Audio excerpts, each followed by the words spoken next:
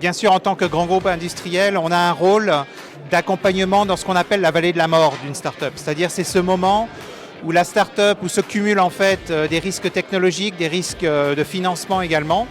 Et un grand groupe industriel comme OPmobility apporte des méthodes, apporte des process, apporte du manufacturing et permet à ces startups de passer par cette phase de scale-up qui est si importante pour elles.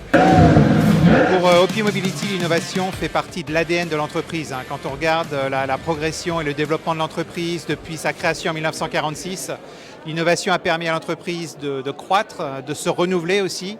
Et aujourd'hui, au même titre que la performance industrielle, c'est vraiment pour nous, pour OPmobility, un facteur de croissance, un vecteur de croissance.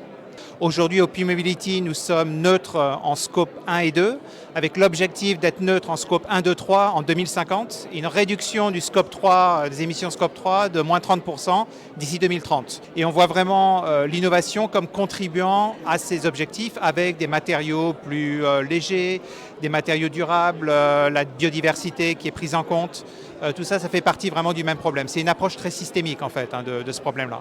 Et encore une fois, des pépites françaises et aussi internationales qu'on commence à voir au Grand Prix ACF, puisque la moitié des startups à peu près venaient hors de France.